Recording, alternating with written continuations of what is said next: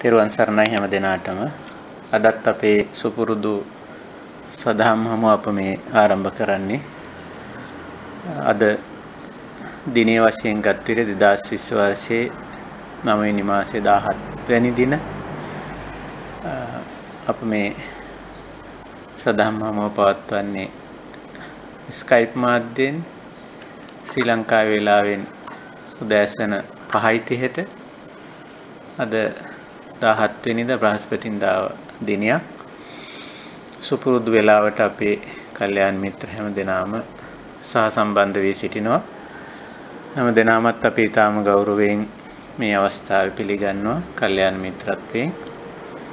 වෙනද වගේම අපි පළමුවෙන් මේ උතුම් ශ්‍රී සද්ධර්මයේ අවබෝධ කරගෙන ලෝක සත්වයා කෙරෙහි අප්‍රමාණ කරුණාවෙන් දේශනා කොට වදාළ තථාගත බුදු පියාණන් වහන්සේ ගෞරවයෙන් සිහි කරගෙන නමස්කාර පාඨයේ 3 වාරයක් කියලා බුද්ධ වන්දනාවෙන් අපි දහම් හමුව ආරම්භ කරමු. නමෝ තස්ස භගවතු අරහතෝ සම්මා සම්බුද්දස්ස නමෝ තස්ස භගවතු අරහතෝ සම්මා සම්බුද්දස්ස නමෝ තස්ස භගවතු අරහතෝ සම්මා සම්බුද්දස්ස සාදු සාදු සාදු. තෙරුවන් සරණයි හැම දිනාටම. අපි අපේ සුපුරුදු දහම් හමුව මේ පවත්වන්නේ අද දිනේ. අපි මේ දහම් හමුව පවත්වන්නේ කුමන අරමුණකින්ද කියන කාරණේ හැම දිනම දන්නවා. එක් පැත්තකින් අපේ ධර්මාවබෝධය වැඩි දියුණු කරගන්නට අපි මේ යන ගමනට ආධාරකයක් උපකාරකයක් බවට පත් කරගන්නට, අනිත් පැත්තෙන් බුද්ධ ශාසනයේ පැවැත්වීමක් මේ කටයුත්තෙහිලා සිදු වෙනවා. බුද්ධ ශාසනය පවත්වනවා කියලා කියන්නේ මේ ධර්මයේ විනය ඉදිරියට පවත්වාගෙන යාමටයි. ඉතින් එය අප්‍රමාණ කාලයක් පවත්වාගෙන ඇවිදින් තිබෙනවා. ඒ අනුව අපට හැකි තාක් කාලයක් මේ ධර්ම විනය සජීවීකරණය කරගන්නට උත්සාහ කරනවා. සජීවීකරණය වෙන්නේ ප්‍රධාන වශයෙන් අපේ ජීවිත තුලින්. අපි මේ ධර්මය අවබෝධ කරගෙන අපේ ජීවිත වල ඒ දහම ජීවිතයට එකතු කරගෙන තිබේ නම්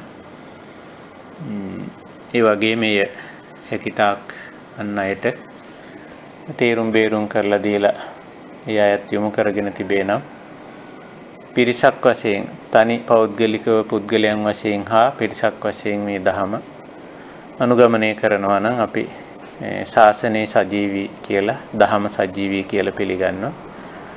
වර්තමානය තථාගත දහම සජීවීව පවතින යුගයක්. ඒ නිසායි අපිට මේ දහම අහන්න, විමසන්න, සාකච්ඡා කරන්න, අනුගමනය කරන්න, පිළිපදින්න අවස්ථාව සැලසීලා තියෙන්නේ. ඉතින් අපි හැමෝම එකතු වෙලා ඒ උතුම් කාර්යය තමයි මේ සිද්ධ කරන්නේ. එතකොට ධර්ම සාකච්ඡාවේ මූලික ඉලක්කය නිවනට අදාළ කරුණු කාරණා අවබෝධ කර ගැනීම. තවත් විදිහකින් කිව්වොත් නිවන් මඟ එලිපෙහෙලි කර ගැනීම මූලික අරමුණ, මූලික පරමාර්ථය. ඒ අනුව අපි දැනට අපේ සාකච්ඡා මාලාව මේ හේතුඵල ධර්මතාව එවත් පටිච්චසමුප්පාද කියන මාතෘකාවෙන් කරගෙන යනවා. අපි පහුගිය සාකච්ඡා කීපයක් මේ සම්බන්ධයෙන් සිද්ධ කළා. අදත් මේ මාතෘකාවම ටිකක් ඉදිරියට ගෙනියන්න බලාපොරොත්තු වෙන්නේ. මුලින්ම අපි මේ හේතුඵල ධර්මතාවය එහි න්‍යාය නැවත කෙටියෙන් මතක් කරගමු. හේතුඵල ධර්මතාව කියන්නේ සෝබාදහමයි. සෝබාදහමේ ස්වභාවය කියලා අපිට ඒක කියන්න වෙන්නේ. සෝබාදහමේ නීතිය කිව්වත් ඒක සුදුසු නැහැ. සෝබාදහමේ ස්වභාවය සබා දහමේ ලක්ෂණය කියන්න පුළුවන්. ලක්ෂණයක් තමයි මේ සිද්ධි අතර අන්තර් සම්බන්ධතාව. සමහර දේ හට ගන්නකොට තවත් දේවල් ඒ සමග හට ගන්නවා. ඇතැම් දේවල් පවතින විට තවත් දෙයක් ඒ සමග සම්බන්ධව පවතිනවා. යමක් වෙනස් වෙනකොට ඒක තවත් දෙයක් වෙනස් වෙනවා. යමක් නිමා වෙනකොට නතර වෙනකොට තවත් ඒහා සම්බන්ධව පැවතුණු දේවල් නතර වෙනවා. මෙන්න මේ වගේ සිද්ධි අතර පැවැත්ම, හට ගැනීම, වෙනස් වීම, නතර වීම කියන මෙන්න මේවට අදාළ අන්තර් සම්බන්ධතාවක් තමයි අපිට මේ හේතුඵල සම්බන්ධතාවයෙන් පෙන්눔 කරන්නේ. ඉතින් හේතුඵල කිව්වම ඒකෙත් තියෙනවා සමහර වෙලාවට හේතුව ඵලයක් වෙනවා, ඵලයේ හේතුවක් වෙනවා. ඒකෙත් තියෙන යම්කිසි වෙනසක්. හේතුව හැමතිස්සෙම හේතුව නෙවෙයි. ඒ හේතුව ඵලයක් වෙලා ඒකෙන් ඵලයේ තවත් හේතුවක් වෙලා ඒ විදිහට හේතු නිසා ඇති කරන ඵල ඒවත් නැවත හේතු වෙලා තවත් ඵල ඇති කරන ලක්ෂණයක් පේනවා. පාලි භාෂාවෙන් මේ හේතුඵල ධර්මතාවයේ බුදු පියාණන් වහන්සේ වාක්‍ය 4කින් වගේ දේශනා කරලා තිබෙනවා. ඉමස්මින් සති ඉදං හෝති. මෙය ඇති කල්ලි මෙය වෙයි. ඉමස්ස උප්පාදා ඉදං උප්පජ්ජති. මෙය හටගන්න විට මෙයත් හටගනී. ඉමස්මින් අසති ඉදං නහෝති. මෙය නැති විට මෙය නැත. ඉමස්ස නිරෝධා ඉදං නිරුජ්ජති ආදී වශයෙන් මෙය නතර වෙන විට නැත්නම් මේ නිමා වන විට මෙයද නිමා වේ කියලා. එතකොට මේ සිද්ධාන්තයේ මේ ස්වභාවය නැත්නම් සබා දහමේ මේ ලක්ෂණය බුදු පියාණන් වහන්සේ මතු කරලා දෙන්නේ මේ අපේ දහමේ අපේක්ෂිත මූලික පරමාර්ථය සාක්ෂාත් කර ගැනීම සඳහා. විශේෂයෙන් දුක ඇතිවීම සහ දුක නිමා කිරීම, නිමා වීම කියන කාරණයට සම්බන්ධ කරලයි මේ හේතුඵල ධර්මතාවය මතු කරලා දෙන්නේ. එතකොට මේ දුක කියන එක බුදුදහමේ ප්‍රධාන සාකච්ඡාව. මිනිස්යා විසින් මිනිස්යාව පෙළන මේ දුක්ඛ ස්වභාවය. කායික වශයෙන් සහ මානසික වශයෙන් ඇති කරන කිසියම් ආකාරයක පීඩාකාරී පෙළන ගතියට දුක්ඛ කියලා කියන්නේ. දරා ගැනීමට අපහසු කියන අර්ථය, දුෂ්කරාර්ථයෙන් දුක්ඛ කියන්නේ. එතකොට ඒ තත්වයක් තියෙනවා මනුෂ්‍යයා තුළ. ස්වභාවික තත්වයක් යටතේ, ස්වභාවික තත්වයන් යටතේ මතුවලා එන්නා වූ යම් දුෂ්කරතාවයන් තියෙනවා. ඒව තමයි මේ ශරීරයක් උරුම කරගෙන තිබීම නිසා ශරීරයක් ඇති කලෙහි ඇති වෙන කායික දුෂ්කරතා තිබෙනවා. ජරාවටපත් වීම, ලෙඩවීම ආදී දේවල්. ඒ වගේම කාය සම්පස්සජං අසාතං වේදිතං කියන කයට ස්පර්ශ වශයෙන් දැනෙන්නා වූ යම් කටුකත්වයන්. ඒවා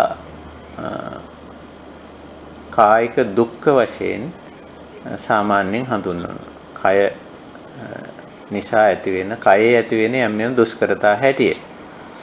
ඒකට ඒව ඇති වෙන්නේ ඇයි කියලා බලපුවාම මෙහිම වෙන්නේ ඇයි? අපේ මාතෘකාව, අපේ තේමාවත් ඒකයි. මෙහිම වෙන්නේ ඇයි? මේ හේතු විමසන අපේ මේ තේමාව. ඉතින් එහෙම වෙන්නේ කයක් ඇති නිසා.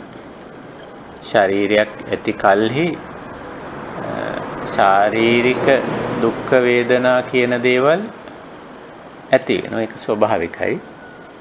ඒක අර ඉමස්මින් සති ඉදං හෝති. මේ ඇති කල්හි මේ වෙයි. කුමක් ඇති කල්හිද? කයක් ඇති කල්හි කායික වශයෙන් කයට සිදුවන්නා වූ දේ සිදු වෙනවා. කයට දැනෙන්නා වූ දේ දැනෙනවා. ඒ තුලින් ඇති කරන්නා වූ දුෂ්කරතාවන් පවතින.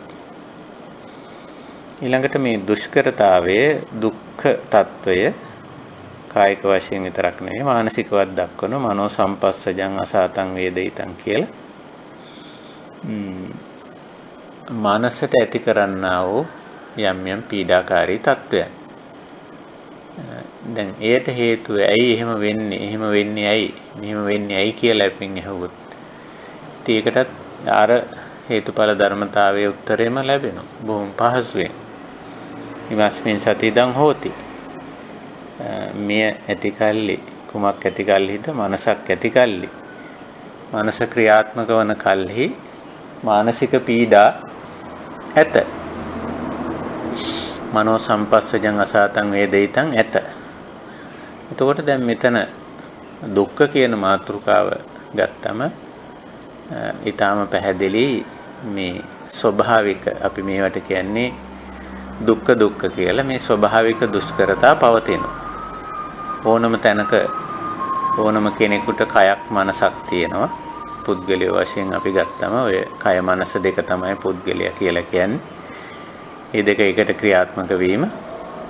ඉතින් මේ දෙක ඇති කල්හි කායික අපහසුතා මානසික අපහසුතා ඇති වෙනවා. එතකොට මේක තේරුම් ගැනීම පළමු කොට අවශ්‍යයි. මේ හේතුඵල ධර්මතාවය අවබෝධ කරගන්නවා කියලා කියන්නේ ඒකයි. ඉතින් මේ හුඟක්ම අපි මේ හේතුඵල සම්බන්ධතාවය අපේ ජීවිතය තුළින් අපේ ජීවිතයේ සංසිද්ධි තුළින් ප්‍රායෝගික දේවල් තුළින් මේ වටහා ගැනීම තමයි හුඟක්ම අවශ්‍ය වෙන්නේ. ඉතින් ඔය කය මනස දෙක මූලික වශයෙන් අපි තේරුම් ගන්න අවශ්‍යයි. කයක් ඇති කල්ලි මනසක් ඇති කල්ලි ඊට අදාළ දේවල් ඇත. දැන් අපි ඔය කතා කරේ කායික දුෂ්කරතා ගැනනේ. ඒ විතරක් නෙමෙයි කායිකව ඇති වෙන වෙනස්කම් විපරිණාමතා කයේ ඇතැම් දේවල් හටගන්න ස්වභාවය කයේ තියෙන ඇතැම් දේවල් නැති වෙලා යන ස්වභාවය සමුදය වය ලක්ෂණ ඒවා තියෙනවා. ශාරීරිකව ගත්තම නොඑක් දේ ශරීරයේ හටගන්න ඇති වෙනවා. ලෙඩ රෝග වගේ දේවල් විතරක් නෙමෙයි ශරීරයේ හැඩරුව එහෙම නැත්නම් වර්ණය ශාරීරික ශක්තිය ක්‍රියාශීලී ගතිය ශරීරවල ඇති වෙනවා. ඇති වෙලා පවතිනවා. පවතිලා නැති වෙලත් යනවා. එතකොට මේ ශරීරයක් ඇති කල්ලි මේ දේවල් ඇති වී පැවති නැති වී යන ලක්ෂණය පෙන්වනවා. එතකොට අපි ඒ අනුසාරයෙන් මේවා ඔක්කොම තේරුම් ගන්න ඕනේ. කයක් ඇති කල්හි මේ හැම දෙයක්ම ඇත. කයක් ඇති කල්ලි කය හට ගන්නවත් සමග මේවා හටගනි. කයක් නැති කල්ලි මේවා නැත. කය නිමා වෙනකොට මේවාද නිමා වෙයි කියලා ඒ විදිහට අපිට මේවා තේරුම් ගන්න පුළුවන්, අවබෝධ කරගන්න පුළුවන්. අනිත් මානසික දේවලුත් ඒ විදිහටම තේරුම් ගන්න අවශ්‍යයි. මානසිකව ඇති වෙන දුක්ඛ දෝමනස්ස විතරක් නෙමෙයි. සුඛ සෝමනස්සත් එහෙමනේ. දැන් අපිට සතුට ඇති වෙන්නේ කොහොමද? ඉතින් මනසක් තියෙන නිසා සතුට ඇති වෙනවා. කායික පහසුවත් අපි කතා කරොත් ඇයි අපි අපහසුවම කතා කරන්නේ? කායික පහසුවත් ඇති වෙනවා. ඉතින් කායික පහසුවක් අපි ලබන්නේ නැත්තම් විඳින්නේ කයක් ඇති කල්ලි. කයක් නැත්තම් කායික පහසුවක් නැහැ. මනසක් තියෙන නිසා මනසින් සතුට විඳිනවා. සැප විඳිනවා. සෝමනස්සේ ඇති වෙනවා. ඒ මනසක් ඇති කල්ලි ඒ මනෝභාවයන් ඇති වෙයි. එහෙමනේ. ඉතින් ඒවා සමහර දේවල් මනස එහෙමම තියෙද්දි මනසේ ඇති වෙන දේවල් ඇති වෙලා පැවතිලා ටික වෙලාවක් නැති වෙලා යනවා. එහෙමනේ දැන් ශරීරයේ පැත්තෙන් ගත්තම ශරීරයේ යම් යම් දේවල් හටගන්න. හේතුඵල ධර්මානුකූලව දැන් අපි කුඩා කාලෙම අපි උපදිනකොට දත් නැහැනේ. නමුත් දත් එනවා ටික කාලයක් යනකොට. ඉතින් ශරීරයක් ඇති නිසා දත් ඇති වෙනවා. නමුත් සමහර විට ඒ දත් ටික කාලෙකින් වයසට යනකොට හැලිලත් යනවා. ශරීරයේ තවමත් තියෙනවා. නමුත් දත් ආව හැලිලා ගියා. එහෙම දේවලුත් තියෙනවා. ඉතින් ඇයි එහෙම වෙන්නේ? ඉතින් ඒක ශරීරයේ ස්වභාවය. ඒ හැටි. ඒක සබා දහමේ ලක්ෂණය. මනසෙත් උහම. මනසේ යම් යම් දේවල් ඇති වෙලා පැවතිලා නැති වෙලා යනවා. සිතිවිලි ඇති වෙනවා, පවතිනවා, නැති වෙලා යනවා. සතුට ඇති වෙනවා, ටික වෙලාවක් පවතිනවා මනසේ, නැති වෙලා යනවා. දුක ඇති වෙනවා, පවතිනවා, නැති වෙලා යනවා. එතකොට මේ කය මනස දෙක ඇති කල්හි කායික තත්වයන් ඇත, මානසික තත්වයන් ඇත. ඒවා පවතී. සමහර විට ඒවා නිමා වෙයි. මේ දෙක නිමා වෙනකොට මේ තත්වයන් සම්පූර්ණයෙන් නිමා වෙයි. ඉතින් ওই විදිහට මේ සරලව අපි ගත්තොත් මේ සංසිද්ධිය එහෙමයි. ඊට පස්සේ ඉතින් බාහිර ලෝකයට, බාහිර සමාජයට, පරිසරයට ගිහිල්ලා බැලුවත් අපිට මේවා මේ හේතුඵල ධර්මතාවය දකින්න පුළුවන්. සමාජය ගත්තොත් සමාජයේ යහපත් මිනිස්සුන් ඇති කල්හි සමාජයේ සාමකාමීව පවතී. එහෙමනේ. අයහපත් මිනිස්සු ඇති කල්හි සාමකාමී බව නැත. අයහපත් බවක් පවතී.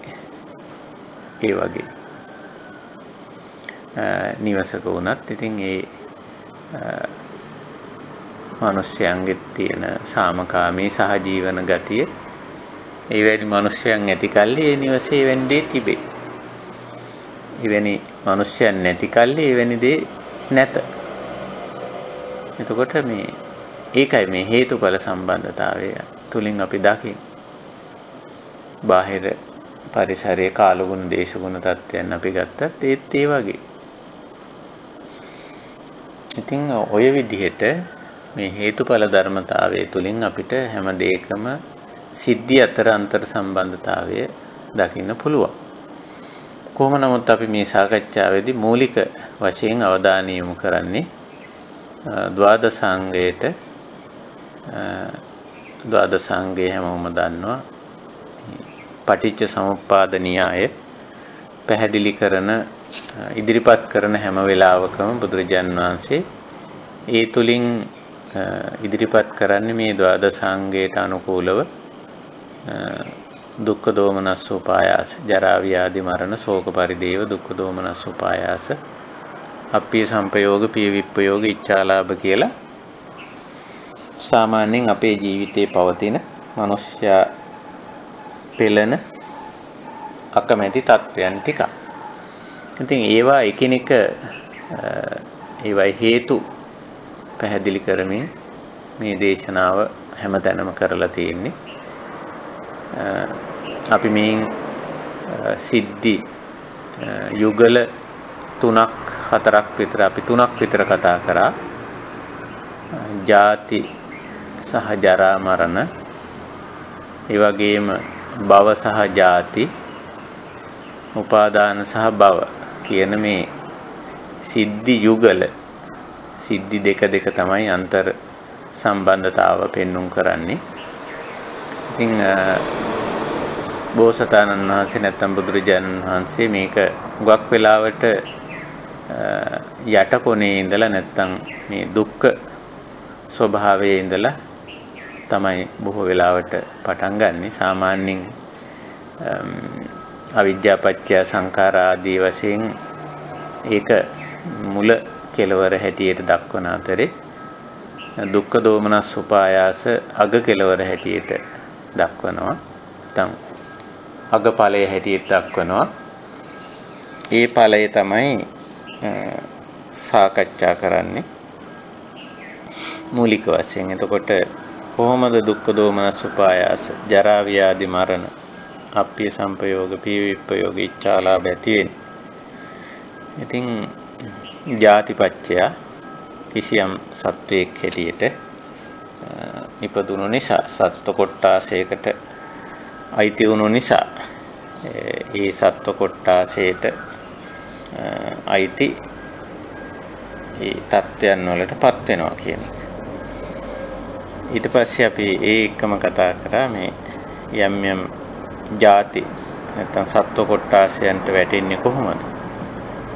එතෙන්දි මේ භව පච්චය ಜಾති කියන සිද්ධි යුගලය අපි අවබෝධ කරගත්ත කතා කළා.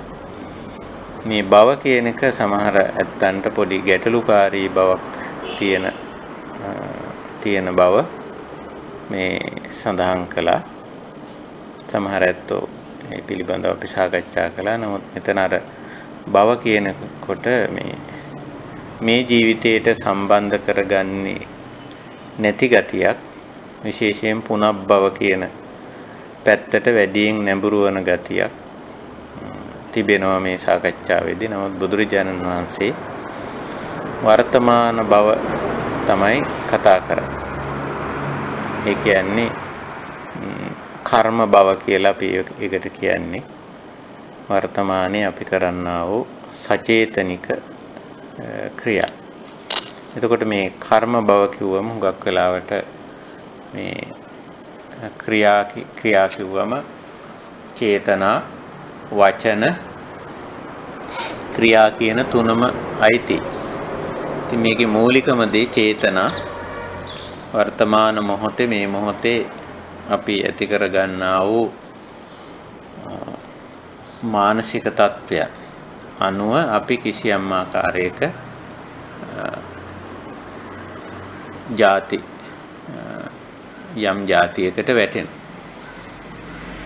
යම් වර්ගයකට වැටෙන. අපි දැන් පෞසිතවිල්ලක් ඇති කරගත්තොත් මේ මොහොතේ රාග සිතවිල්ලක්, ද්වේෂ සිතවිල්ලක් ආදී වශයෙන් අකුසල සිතවිල්ලක් ඇති කරගත්තොත් එතකොටම ඒ අපේ ඒ භවය නිසා ඒ කර්ම භවය නිසා, කර්මය නිසා අකුසල චේතනාව ඇති කර ගැනීම නිසා අපි අකුසල චේතනා සහිත පුද්ගලයෙක් බවට පත් වෙනවා වර්තමාන මොහොතේ ගත්තා. ඒ වගේම අපි මේ මොහොතේ අකුසල සහගත වචන පාවිච්චි කරනවා නම් බොරු කේලම් පරුස වචන හිස් වචන කියන කෙනෙක් බවට පත් වෙලා තිබෙනවා නම් එතකොටම අපේ භවයේ නැත්නම් අපේ වර්ගය, අපේ ජාතිය බොරු කියන්නේ, කේලම් කියන්නේ, පරුස වචන කියන්නේ, හිස් වචන කියන්නේ බවට පත් වෙනවා.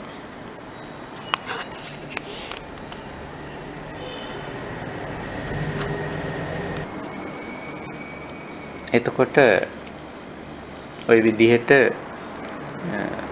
යම් මොහොතක අපි මේ මොහොතේ වර්තමාන මොහොතේ අපි බොරු කේලම් පරුස වචන හිස් වචන භාවිතා කරනවා නම් එතකොට අපි බොරු කියන්නේ, කේලම් කියන්නේ, පරුස වචන කියන්නේ, හිස් වචන කියන්නේ බවට අපි පරිවර්තනය වෙනවා.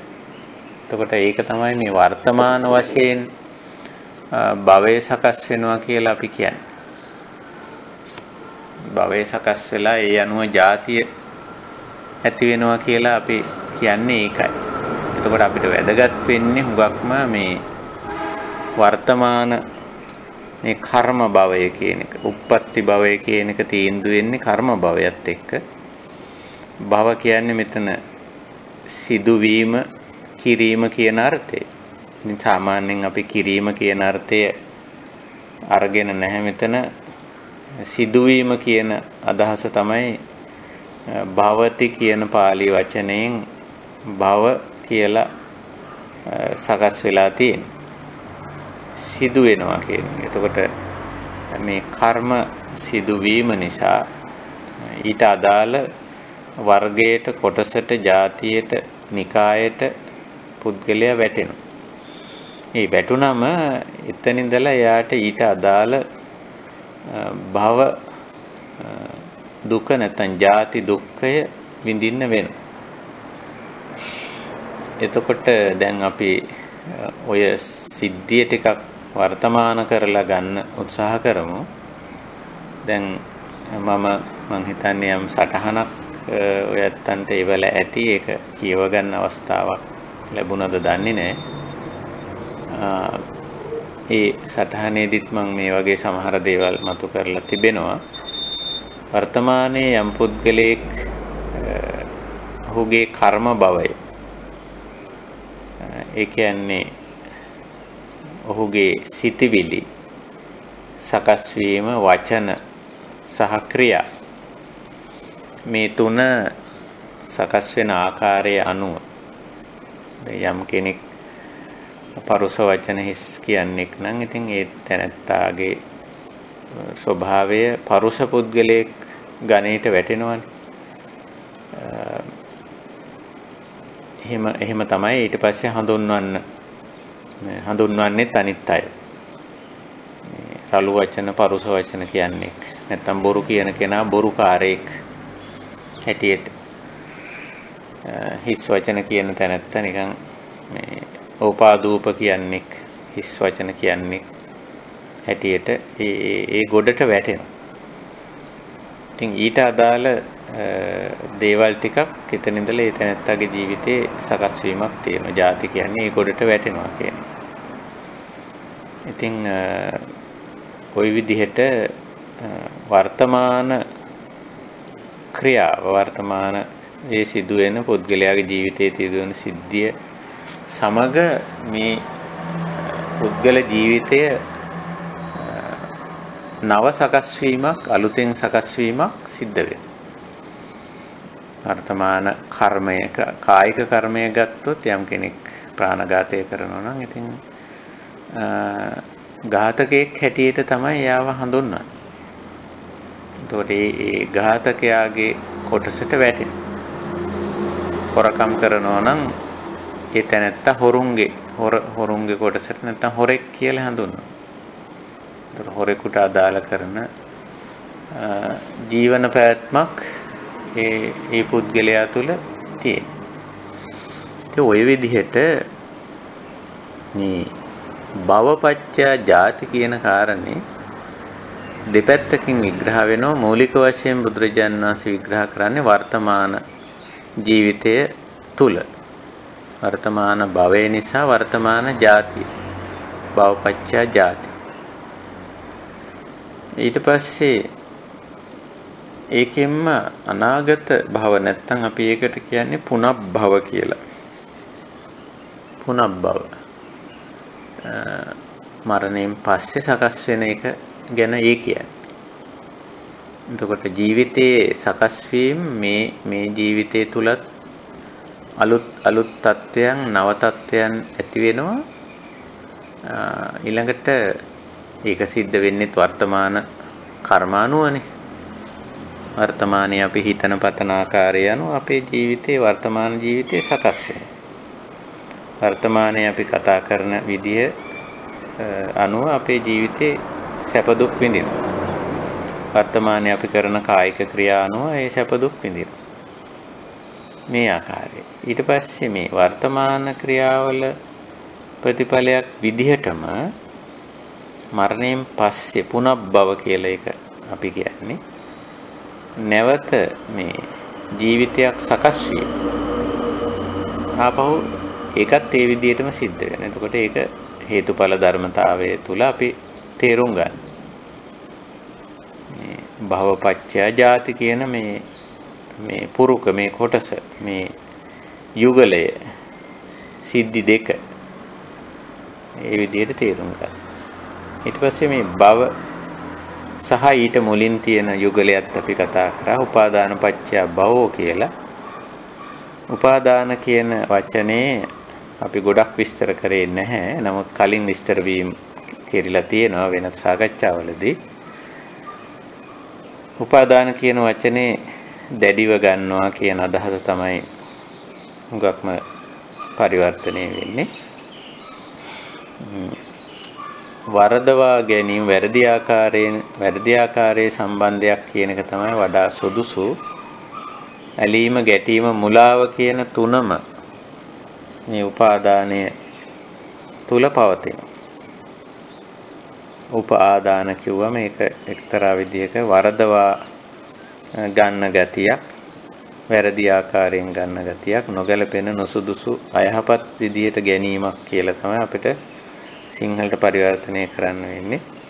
හුඟක් වෙලාවට දැඩිව ගන්නවා කියන අදහස තමයි පරිවර්තනය වෙලා තියෙන්නේ.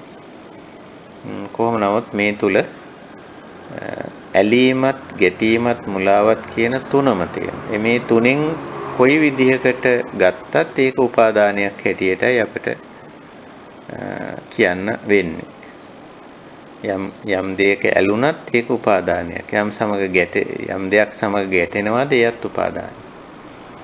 යමක ගති ලක්ෂණ වලට යමෙක් මෝහණය වෙනවද? මෝහ වෙනවද? ඒකත් උපාදානයක් කියලා. එතකොට මේ උපාදාන සහ භව අතර සම්බන්ධය ඒක අපි පොඩ්ඩක් විමසලා බැලුවොත් මේ කර්ම භව අපි මෙතන ප්‍රධාන වශයෙන් ගන්න උප්පත්ති භව නෙමෙයි. උප්පත්ති භවත් මේකට සම්බන්ධ වුණාට වඩා වැදගත් වෙන්නේ කර්ම භවය. එතකොට යම් කෙනෙක් යම් සත්‍යයක යම් මොහතක යම් කිසි ආකාරයේ සිතවිල්ලක්, වචනයක්, ක්‍රියාවක් සිදු කරන්නේ විශේෂයෙන් මෙතන අදහස් කරන්නේ මේ අකුසල පක්ෂයට අදාළ සිතවිලි, වචන, ක්‍රියා. ඉතින් පුණ්‍ය පක්ෂයට අයිති දේවලුත් මෙතෙන්ට ගන්න පුළුවන්. එතකොට ඒවා සිද්ධ වෙන්නේ මේ උපාදාන පච්චය භව වැරදි ආකාරයේ ගැනීම නිසා. දැන් අපි හිතමු වැරදි සිතවිල්ලක් ඇති කරගන්නවා කියලා. යම් මොහොතක මේ වර්තමාන මොහොතේ අපි යම් සිද්ධියක් අලලා වැරදි සිතවිල්ලක් ඇති කරගන්න. තරහක්, අමනාපයක්, වෛරයක්, ක්‍රෝධයක්, රාගයක්, ද්වේෂයක්, ඊර්ෂ්‍යාවක්, මානයක්, මදයක් ඇති කරගන්නවා. එතකොට මේ වැරදි ඇති කර ගැනීමත් අවිද්‍යාව නිසා. දැන් මේ හැම ලින්ක් එකේම තියෙන්නේ, හැම පුරුකකම, හැම සිද්ධි දෙකක් අතරම තියෙන දේ අවිද්‍යාව. අවිද්‍යා පත්‍ය කියලා මේ හේතුඵල ධර්මතාවය ආරම්භ කරද්දී අවිද්‍යා පත්‍යාව, අවිද්‍යාව පත්‍ය වෙලාම තමයි මේ දෙක සිද්ධ වෙන්නේ. දැන් උපාදානය කරන්නේ යමක් සමග ගැටෙන්නේ, ඇලෙන්නේ, මුලා වෙන්නේ ඒ අවිද්‍යාව නිසා. ඒ ගැටෙන දේ, ඇලෙන දේ, මුලා වෙන දේ යථා ස්වභාවය නොදන්න නිසා, අවබෝධ කරගෙන නැති නිසා. ඒ නිසානේ යමක් සමග ගැටෙන්නේ. අපි හිතමු උදාහරණයක් හැටියට පුද්ගලයන් අතර ගැටුම කියලා. එතකොට පුද්ගලයෙක් තවත් පුද්ගලයෙක් සමග ගැටෙනකොට මේ දෙදෙනාගෙන් කවරෙක් හෝ මේ ගැටෙන ස්වභාවය අකුසලයක්, අයහපතක්, ඒකින් වරදක් සිද්ධ වෙන්නේ, දෝෂයක් වෙන්නේ කියලා තේරුම් කරගත්තොත් එතන ගැටීම නැහැ. එතකොට ගැටීමක් ඇති වෙන්න එතන අවිද්‍යාවක් බලපාන. ඇලීමක් තියෙනවා නම් යම් තැනක ඒත් එහෙමයි. ඇලීමක් පවතින්නේ ඒත් අවිද්‍යාව නිසා. මෙතන ඇලෙන්න දෙයක් නැහැ. මේකේ ස්වභාවය මෙහිමයි, මේකේ ගතිය, මේකේ ලක්ෂණය, මේ ගුණය මෙහිමයි. ඒ ගතිය, ගුණය, ලක්ෂණය යම් හේතුවකින් හටගෙන යම් කාලයක් පැවතිලා නැති වෙලා යන දෙයක් හැටියට තේරුම් ගත්තොත් ඒක ඇලෙන්න දෙයක් නැහැ. ගැටෙන්න දෙයක්වත් නැහැ. නමුත් ඒ අවබෝධයේ නැතිකම ඒකට අපි අවිජ්ජා කියලා කියමු. නැති නිසා මෙතන ගැටෙනවා, ඇලෙනවා. ඒකයි ස්වභාවය. එතකොට මේ ඇලෙන ගැටෙන ගතිය ළඟට මුලා වෙන ගතිය මෝහන ලක්ෂණය. මෝහන ලක්ෂණය ඉන්නේ හුඟක්ම මේ අරමුණු වල තියෙන පිනවන පෙළෙන ගතිය නිසා. ඇහැට පේන රූපේ, කනට ඇහෙන ශබ්දේ, නාසයට දිවට කයට දැනෙන ගන්ධ රස පහසේ තියෙන මේ මෝහන ලක්ෂණ නැත්නම් ඒවයි තියෙන පෙළෙන ගතිය හෝ පිනවන ගතිය නිසා එහෙම ගති ලක්ෂණ ඒ රූප ධර්ම වල නාම ධර්ම වල තියෙනවා. නැතුව නෙමෙයි. එහෙම තියෙනවා. එතකොට ඒවා ඉන්ද්‍රිය ගෝචර වෙනවා. පේපසින්දුරන්ට ගෝචර වෙනවා. හැට පේනවා, කනට ඇහෙනවා, නාසයට දිවට කයට දැනෙනවා. සහ මනසටත් වැටහෙනවා. ඉන්ද්‍රිය හයම ඉන්ද්‍රියත් එක්කම ගත්තොත් හයටම ගෝචර වෙනවා. එතකොට මේ පෙළෙන පිනවන ගතිය එක්තරා විදිහක මෝහණය වෙන. ඒ වෙලාවේ සතිය උපදින්න නැති කමින් ඇති වෙන තත්වයක් මේ මෝහන තත්වය කියලා කියන්නේ. එතකොට ඒ මෝහයත් ඒකත් උපාදානයක්. මෝහ සහගතව අරමුණත් එක්ක කටයුතු කිරීම. එහෙම නැත්නම් ද්වේෂ සහගතව අරමුණත් එක්ක කටයුතු කිරීම. රාග සහගතව අරමුණත් සමග කටයුතු කිරීම කියන්නේ. මේ රාග, දෝෂ, මෝහ කියන තුනෙන් කරන ගනුදෙනුවට තමයි මේ උපාදාන කියලා කියන්නේ. උපාදාන. එතකොට මේ උපාදානයේ නිසා අර අකුසල කර්ම කෙරෙන උපාදාන පත්‍ය භවෝ කියලා කිව්වේ. එතන භව කියන්නේ අර අකුසල සාගත සිදුවීම. කාය කර්ම, වචී කර්ම, මනෝ කර්ම කියන්නේ. එතකොට ওই විදිහටයි උපාදාන පත්‍ය භව. යම් මොහතක උපාදානියේ නැද්ද? උපාදාන නිරෝධා භව නිරෝධෝ. අර ඇලෙන ගැටෙන මුලා වෙන ලක්ෂණය යම් තැනකදී එතෙන්දි විද්‍යාව පහළ වෙලා යම් කෙනෙකුට අවබෝධ වුණොත් මේ ඇලෙන එක තේරුමක් නැහැ. මේවයි තියෙන සුඛ සෝමනස්ස ගතියට ඇලෙන එක තේරුමක් නැහැ. මේවයි තියෙන දුක්ඛ දෝමනස්ස ගතිය සමග ගැටෙන එක තේරුමක් නැහැ. ඒක අනවශ්‍ය දෙයක් කියලා වැටහුණොත් ඒ වගේ මේ ගති ලක්ෂණ වලින් මෝහණය වීම ඒක දුර්වලකමක් අනවශ්‍ය දෙයක් කියලා වැටහුණොත් අන්නේ වැටහීම ආවනම් එතන විද්‍යාව අවිද්‍යාව දුරු වීම. එතකොට අවිජ්ජායත්තේ වාසේස විරාග නිරෝධෝ. අවිද්‍යාව දුරු වුණාම අර සිද්ධි දෙක අතර තියෙන නැත්තම් මේ උපාදාන සහ භව අතර තියෙන සම්බන්ධය වෙනස් වෙනවා. උපාදානයක් එතන නැති වෙනවා. උපාදානිය නැති නිසා භව නැහැ. ීමස්මින් අසති ඉදං නොහෝති. ීමස්ස නිරෝධා ඉදං නිරුජ්ජති කියවනේ උපාදාන නිරෝධා භව නිරෝධෝ. ඒක උපාදානිය ඇති කල්ලි ීමස්මින් සති ඉදං හෝති. මේ උපාදානිය ඇති කල්හි භව ඇත. අකුසල කාය කර්ම, වචී කර්ම, මනෝ කර්ම. එතන භව කියලා ගන්න. ඇත. ওই විදිහට. ඊළඟට අපි මේ ඊළඟ පුරුකටත් නැත්නම් ඊළඟ යුගලයටත් මදක් අවධානය යොමු කරමු. තණ්හා පත්‍ය උපාදාන.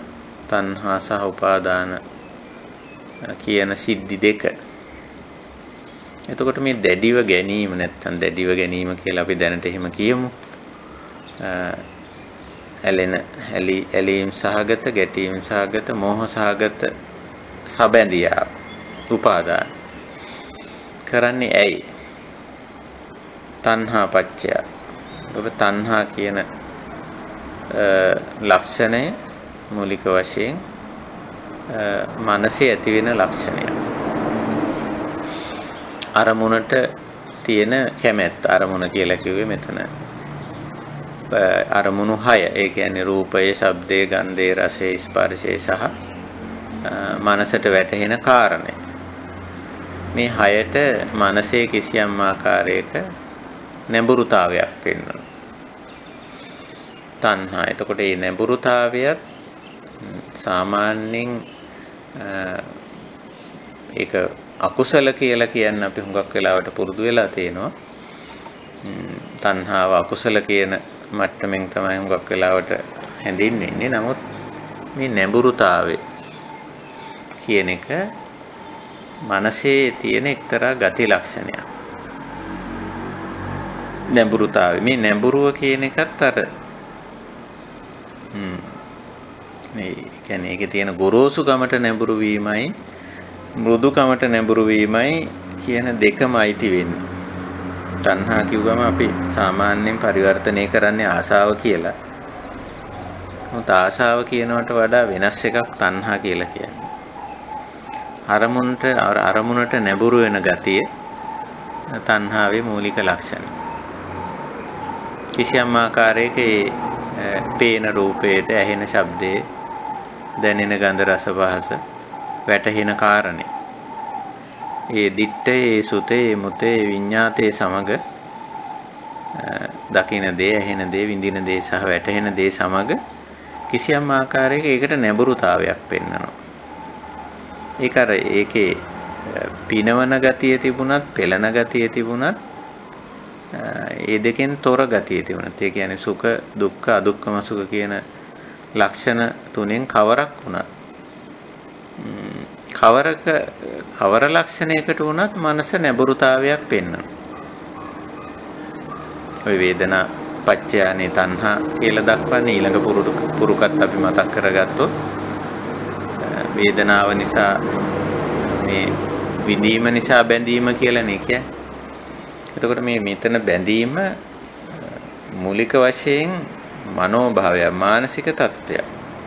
ඒක හේතුඵලයක් විදිහටයි අපි තේරුම් ගත යුත්තේ. මනසේ ඇති කරන මේ තණ්හා කියන ස්වභාවය.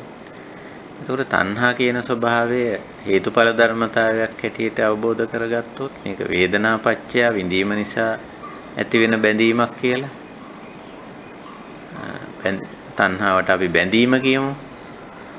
වේදනාවට අපි විඳීම කියමු.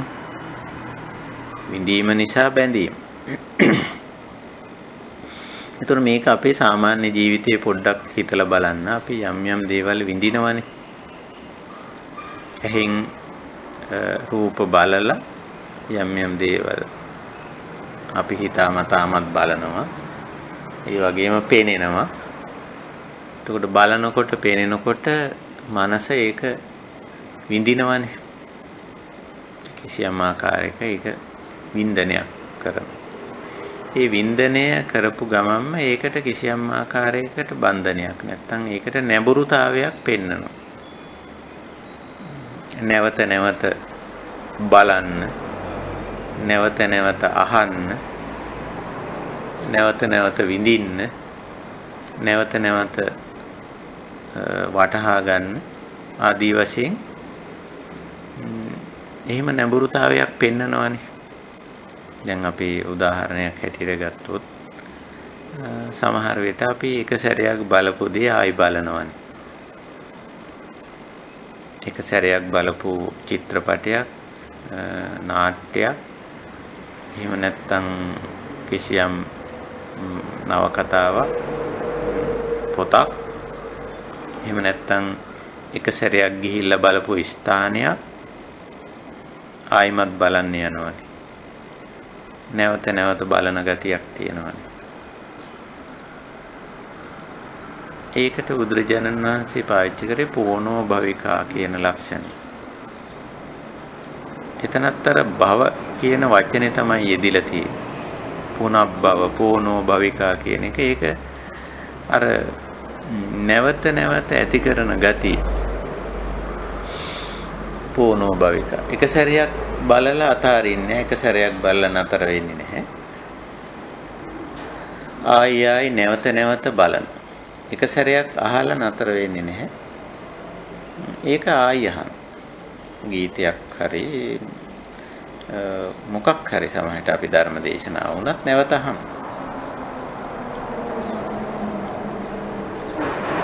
ඒක නැවත නැවත අහන ගතිය මනසේ තියෙන. ගඳක් රසක් පහසක් වුණත් එක සැරෙන්ම අතහරින්නේ නැහැ. නැවත නැවත ඒක සිදු වෙනවා. එතකොට මෙන්න මේ තණ්හා කියන වචනේ බුදුරජාණන් වහන්සේ පැහැදිලි කරනකොට ධම්මචක්ක දේශනාවේදී චතුරාර්ය සත්‍ය පැහැදිලි කරන අවස්ථාවේ පෝනෝ භවිකා කියන වචනේ පාවිච්චි කරලා තියෙන යායන් තණ්හා මේ තණ්හාව පෝනෝ භවිකා නන්දි රාග සහගත తත්‍ර తත්‍රාභිනන්දිනී සේයති දං කාම තණ්හා භව තණ්හා විභව තණ්හා කියලා. ඒකේ ලක්ෂණය එහෙමයි. තණ්හාවේ ලක්ෂණය එහෙමයි. එක සැරයක් බලලා නතර වෙන්නේ, එක සැරයක් අහලා නතර වෙන්නේ. අපි කියන්නේ මේ සුඛ දේ විතරක් නෙමෙයි දුක්ඛදායක දේ වුණත් එහෙමයි. දැන් දුක්ඛදායක දෙයක් එක සැරයක් බලලා නතර කරනවද නේ ආයි බලනවා. එක සැරයක් කියලා නතර වෙනවද? නෑ. නැවත නැවතත් කියනවා. නැවත නැවතත් බලනවා. එහෙම තියෙනවා. එතකොට මේ සුඛ දුක්ඛ දෙකටම අදාළයි මේ. සුඛ දුක්ඛ අදුක්ඛම සුඛ තුනටම අදාළයි මේ පෝනෝ භවික ගතිය. නන්දි රාග සතුටු වෙන ඇලෙන ගතිය. తත්‍ර తත්‍ර අභිනන්දිනී ඒ අරමුණේ අභිනන්දනය කරන ගතිය. නන්දති කියන වචනේත් හුඟක් වෙලාවට පරිවර්තනය කරන්නේ සතුට කියන පැත්තෙන්.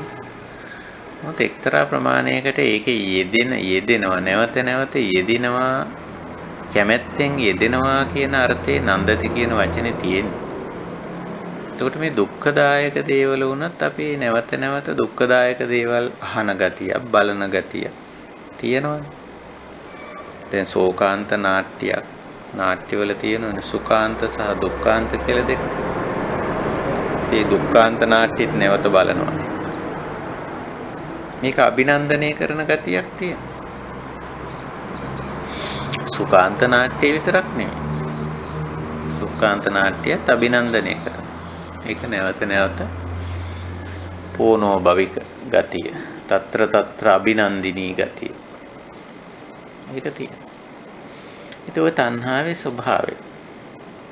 ඉතින් ඒ තණ්හාව ඇති කරලි තණ්හා පච්චය උපාදාන අර විදියට උපාදානය කරනවා. ඊළඟට වේදනා පච්චය තණ්හා විඳීම නිසා ඔය අරමුණට නැඹුරු වෙන ගතිය. දැන් අපි තණ්හාව කියන එකට ගමු. අරමුණට නැඹුරු වෙනවා කියන අදහස. අරමුණ සමග බැඳීමක් ඇති කරගන්නවා කියන අදහස ගමු. තණ්හා එහෙම වෙන්නේ විඳීම නිසා. වේදනා පච්චය තණ්හා. එතකොට විඳීමත් එක්තරා සංසිද්ධියක්, ස්වභාවික සංසිද්ධියක්. දැන් අපි මේ හොඳද නරකද කියනවට වැඩිය හේතුඵල සංසිද්ධි හැටියට දකින්න අපි නිතරම උත්සාහ කරන්න ඕන. ඉතින් යමක හොඳ නැත්තම් හොඳ නැති එක අපි ඒකේ හේතුව බලලා ඒක ඉවත් කරන එක වෙනම එකක්. ඒ හොඳ දේ නම් ඒකේ හේතුව බලලා ඒක වැඩි කරගන්න එක වෙනම කාරණයක්. ඒක හේතුඵල સિદ્ધාන්තයට වඩා ඒක අයිති වෙන්නේ කර්ම સિદ્ધාන්තයට. කර්ම ධර්මතාවය. ඉතින් අපි මේ හේතුඵල ධර්මතාවය ඇතුලේ අපි බලන්නේ සිද්ධි අතර අන්තර් සම්බන්ධතාවය. කුමක් ඇති කල්ලි කුමක් පවතීද? කුමක් හට ගන්නකොට කුමක් හටගනීද? කුමක් වෙනස් වෙන්න කුමක් වෙනස් වෙයිද? කුමක් නතර වෙන විට කුමක් නතර වේද කියලා. ඉතින් ඒ සිද්ධි අතර අන්තර් සම්බන්ධතාවය තමයි අපි මේ උගක්ම බලන්නේ. ඉතින් වේදනා ඇති කල්ලි විඳීමක් ඇති කල්ලි බැඳීමක් ඇත. ඉතින් ඔන්න ඔතෙන්දී අපි ඔය පුරුකට එනකන් නැත්නම් ඔය සිද්ධි දෙකට අදාළ අවස්ථාවට එනකන් අපි විශේෂයෙන් මේ ප්‍රතිපදාව කියන දේ ඒ තරම්ම ඉදිරියට ගැනීමක් නැහැ. අපිට මේ ප්‍රතිපදාව හුඟක්ම ප්‍රතිපදාව කියන්නේ මෙතන මම විශේෂයෙන් අදහස් කරන්නේ මේ සතිපට්ඨාන භාවනා ක්‍රමය කියන එක. සිහිනුවන වීරිය සක්‍රියව තබා ගැනීම කියන කාරණේ අපිට පටන් ගන්න පුළුවන් හොඳම තැන මේ වේදනා කියන අවස්ථාව.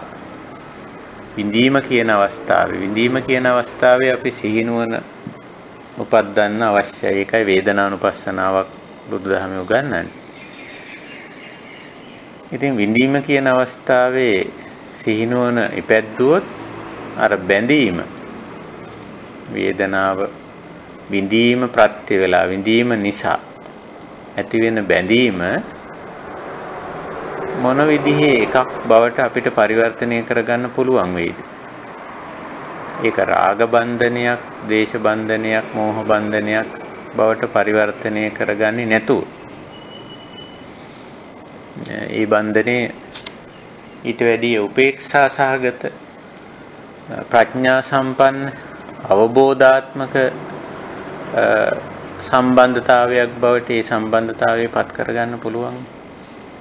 එතන සම්බන්ධතාවයක් නැහැයි කියනවට වඩා දැන් මේ ගැටලුව ඇති වෙන්නේ දුක ඇති වෙන්නේ බන්ධනේමද එහෙම නැත්නම් රාග බන්ධනේද?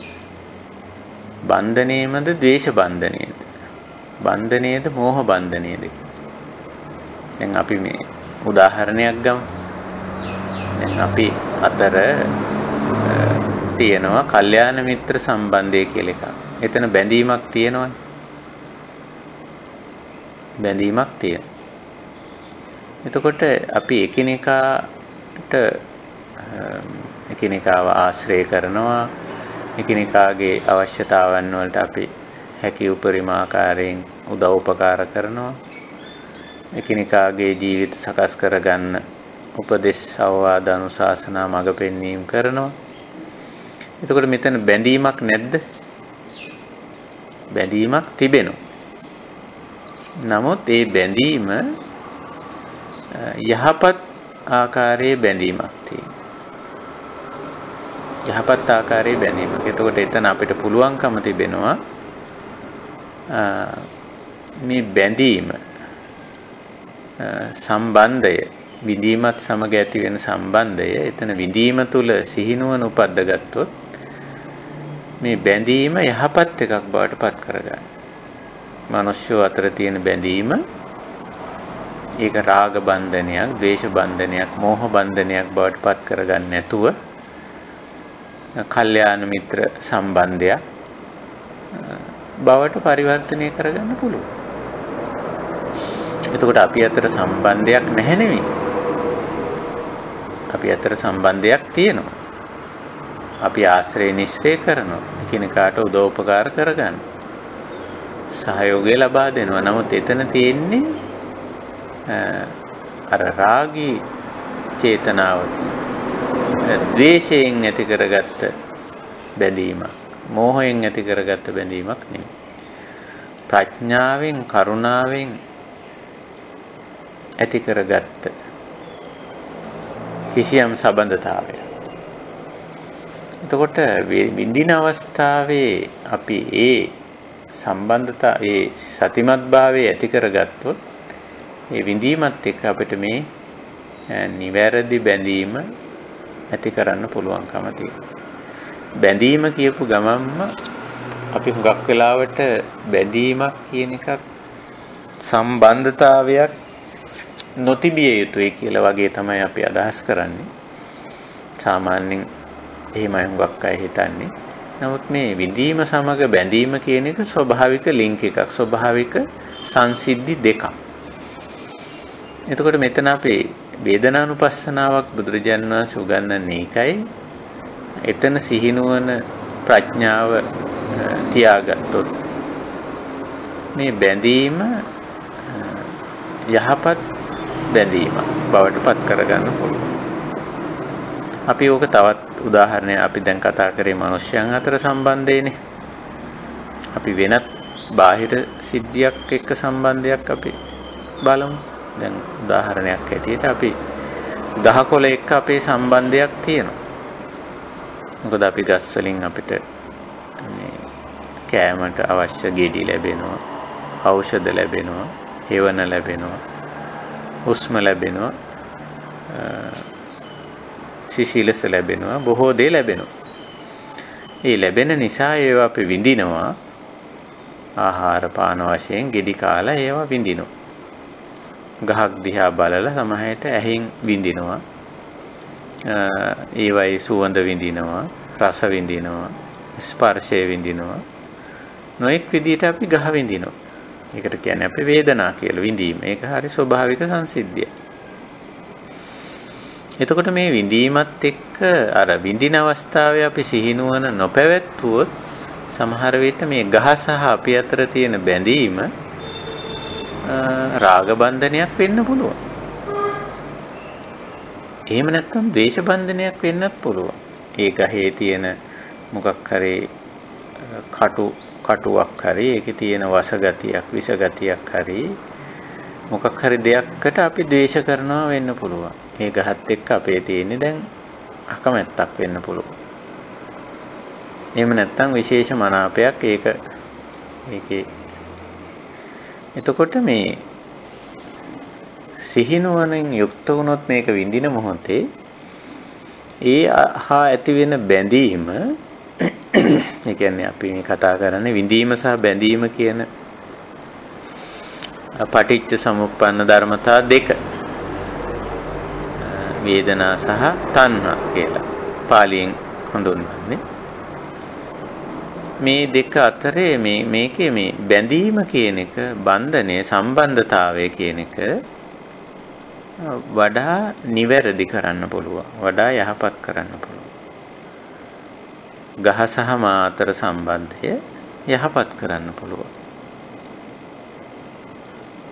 එහෙම අපි මේ අවබෝධය තුළ විඳින අවස්ථාවේ අවබෝධය තුළ ඉන්නවා නම් ඒක නිවැරදි කරන්න පුළුවන්. එහෙම නැත්නම් අපිට ඕන ගහ විතරක් තියෙන අනිත් ගහස් එක්ක ද්වේෂ බන්ධනයක් ඇති කරලා ඒ ගස් කපලා දාන්න ඉඩ තියෙනවා. අපිට ඕන ගහ විතරක් තියාගන්න ඒකෙත් ගෙඩි හැදෙන්නේ නැති නම් ඒකත් කපලා දාන්න. ඔය වගේ ඒ බැඳීම නිකන් අවිද්‍යාත්මක මෝඩ අකුසල සහගත බන්ධනයක් බවට සම්බන්ධතාවක් බවට හැරෙන්න ඉඩ තියෙනවා. නමුත් අපි මෙතන විද්‍යාව තියනවා නම් මේ සබැඳියාව මේ වේදනා නිසා ඇති වෙන මේ තණ්හාව අපි ඒකට විඳීම සහ බැඳීම කියලා කියන්නේ. ඒක යහපත් කරගන්න පුළුවන්, නිවැරදි කරගන්න පුළුවන්. බොහොම ලිහිල් සම්බන්ධතාවයක්, ගැටලු ඇති නොවන සම්බන්ධතාවයක් බවට පත් කරගන්න පුළුවන්. දැන් විශේෂයෙන් මානව සම්බන්ධතා කියන ඒවා 100% නතර කරලා දමන්න පුළුවන්ද මේ ජීවිතයේදී කියලා හොඳට කල්පනා කරලා බලන්න.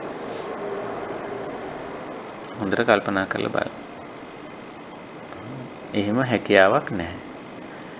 එහෙනම් අපිට සම්බන්ධතා අවශ්‍යයි. ඒක විඳීමට අදාළ දෙයක් බැඳීම. එතකොට මේ සම්බන්ධය අපි නිවැරදි තලයක පවත්වා ගන්න. නිවැරදි තලයක පවත්වා ගන්න නම් අපි මේ මොහොතේ සිහිනුවන සහ වීරිය විඳින මොහොතේ තබා ගත යුතුයි. පුද්ගල සම්බන්ධතා, සමාජ සම්බන්ධතා, පරිසරයේ සමග ඇති කරගන්නා වූ සම්බන්ධතා, කය තමන්ගේ කය සමග ඇති කරගන්න කය මනස කායික සම්බන්ධතා, මානසික සම්බන්ධතා, මෙහෙම අපිට ගොඩාක් පැහැදිලි කරන්න පුළුවන් මේ සම්බන්ධතා, සබැඳියා, බන්ධන. ඉතින් මේ හැම එකක්ම අපිට නිවැරදි කරගන්න පුළුවන්. එතන විද්‍යාව, අවබෝධය තියෙනවා. අවිද්‍යා පත්‍ය, අවිද්‍යාව ඇති කල්ලි තමයි මේ සම්බන්ධතා අතර මේ පුරුක් අතර නැත්තම් මේ සිද්ධි අතර ගැටලු කියන ඒවා මතුවේ. ඉතින් අපි මේ හේතුඵල સિદ્ધාන්තය මේ සාකච්ඡා කරගෙන යන්නේ. ඉතින් විඳීම සහ බැඳීම, වේදනා පත්‍ය තණ්හා කියන මේ කොටස හේතුඵල ධර්මතාවය යටතේ හරිම වැදගත් සිද්ධි දෙකක්. ඒක නිසා බුදුරජාණන් වහන්සේ මේ සිද්ධි දෙක විශේෂයෙන් වේදනා කියන සිද්ධිය විශේෂයෙන් අනුපස්සනාවක් හැටියට හඳුන්වා දීලා තියෙන වේදනා අනුපස්සනා කියලා. එතකොට අපි නිතරම විඳින්න එපා කියන එකක් මේකේ කියන්නේ නැහැ. විඳින්න වෙනවා සහ විඳින්න ඕන කමකුත් තියෙනවා අපිට. ඒක නිසා විඳීම ගැටලුවක් නෙමෙයි, වේදනාව ගැටලුවක් නෙමෙයි. විඳීමේදී අපි අවදි වෙන්න ඕන. සතිමත් වෙන්න ඕන. මම මේ මොහොතේ යමක් විඳිනවා. ආදි වශයෙන්. එතකොට මේ අවදිමත් භාවය තුළ අපිට පුළුවන් වෙනවා, අපිට හැකියාව ලැබෙනවා අර විඳීමත් එක්ක ඇති වෙන බැඳීම. වේදනාපච්චය තණ්හා. දැන් මේ තණ්හා කියන එක ගැන අපිට ටිකක් අලුත් දැක්මක් තියෙන්න ඕන. මොකද අපි තණ්හා කියන එකට දීලා තියෙන්නේ ටිකක් නරක මූණක් දාලා තියෙන නිතරම. මේක බැඳීම කියලා ගන්න. මේ බන්ධනේ, මේ බැඳීම, මේ සබැඳියාව, සබඳතාවය යහපත් කරගන්න හැමතැනම පුද්ගල සම්බන්ධතා, සමාජ සම්බන්ධතා, පරිසර සම්බන්ධතා, මුගක් සම්බන්ධතා අපි ළඟ තියෙන ඒවා නැහැ කිව්වොත් ඉතින් ඒවා බොරුනේ. කවුරු හරි කියනවා නම් මට එහෙම කිසිම සම්බන්ධතාවයක් නැතුව ජීවත් වෙන්න පුළුවන් කියලා. ඒක ඉතින් බොරු. එහෙම පවතින්න බෑ. ඒ නිසා වැදගත් වෙන්නේ ඒකයි බුදුරජාණන් වහන්සේ මේ වේදනානුපස්සනාවක් ඉගෙනන්නේ. මේ බැඳීම සම්බන්ධතාවයේ එන්නේ විඳීමත් එක්ක. විඳීමක් නැති කිසිම තැනක බැඳීමක් නැහැ. විඳපු දෙයකට තමයි මේ කිසියම් මානසික නැඹුරුතාවයක්, මනසේ රුචිකත්වයක්, මනාපයක් ඇති වෙන්නේ. එතකොට ඒක ස්වභාවික සංසිද්ධියක්. ඒකෙදි අපි අවබෝධ කරගන්න අවශ්‍යයි. මේක ස්වභාවික දෙයක්. නමුත් මෙතන මේ සබැඳියාව යහපත් විදිහට තිබිය යුතුයි කියලා. ඒක තමයි තාම වැදගත් වෙන්නේ. එතන අවිද්‍යාව තිබුණොත් ඒ සබැඳියාව අයහපත් වෙනවා. විද්‍යාව තිබුණොත්, අවබෝධය තිබුණොත් ඒ සබැඳියාව යහපත් වෙනවා. අපිට වැදගත් වෙන්නේ සම්බන්ධතාවයේ අතහැරලා දැමීමද, සම්බන්ධතාවයේ යහපත්ව තබා ගැනීමද? අන්න ඒක අපි කල්පනා කරලා බලන්න අවශ්‍යයි. මේ හේතුඵල ධර්මතාවයේ යටතේ. ඉතින් ওই විදිහට අපි මේ අදට මම කැමතියි උතරින් ටිකක් මගේ සාකච්ඡාව නතර කරන්න. තවත් ඉස්සරහට වේදනා සහ පස්ස, සලආයතන සහ පස්ස ආදී වශයෙන් ඔය කාරණා ටිකක් තියෙන. ඒ ටික අපිට ඒ තරම්ම ගැඹුරට සාකච්ඡා කරන්න අවශ්‍ය වෙයි කියලා මම කල්පනා කරන්නේ නැහැ. ඒ ටික බොහෝම සරල සංසිද්ධි ටිකක්, ස්වභාවික සංසිද්ධි ටිකක් අපේ වර්තමාන ජීවිතේ ඇති වෙන. ඉතින් ඒ ටික අපේ සිද්ධි හැටියට තේරුම් ගන්න පුළුවන්. නමුත් අපිට හුඟක් වැදගත් වෙන සිද්ධි දෙක මේ වේදනා සහ තණ්හා කියන දෙක. එතකොට අර තණ්හා කියන එකට අපි දැන් ගත්ත වචනේ බැඳීම කියලා. බැඳීම යහපත් වුණොත් ඒක උපාදානයට යන්නේ නැහැ. බැඳීම අයහපත් වුණොත් තමයි උපාදානයට යන්නේ. ඒකයි ඔය තණ්හා පත්‍ය උපාදානං කියන්නේ. එතනත් දැන් කල්යාණ මිත්‍ර බැඳීමක, කල්යාණ මිත්‍ර සම්බන්ධයක් තුල උපාදානයකට යෑමක් නැහැ. පරිසර සාධකයක් වුණත් වෙනත් බාහිර දෙයක් වුණත් ඒකේ යථා ස්වභාවය අවබෝධ කරගෙන ඉන්න ඕන. ඒකත් එක්ක අර අයථා සම්බන්ධය කියන එකනේ අපි උපාදාන කියන වචනයට පාවිච්චි කරේ. ඇලීම, ගැටීම, මුලාව කියන එකනේ. ඇලීමකට, ගැටීමකට, මුලාවකට යන්නේ නැහනේ. කල්යාණ මිත්‍රෙක් එක්ක කල්යාණ මිත්‍ර සම්බන්ධයක් තියෙනවනේ. පරිසරයේ වුණත් ඒකේ ස්වභාවය හොඳින් අවබෝධ කරගෙන තියෙනවා නම් ඒකත් එක්ක ඇලීමකට, ගැටීමකට, මුලාවකට යන්නේ නැහැ. උපාදානයකට යන්නේ නැහැ. එතකොට මේ තණ්හා උපාදාන බවට හැරෙන්නේ මේ තණ්හා කියන එක නැත්තම් මේ බැඳීම කියන එක අයහපත් තත්වයෙන් පවතින අවස්ථාව. එතන අවිද්‍යාව තියෙන කොටයි.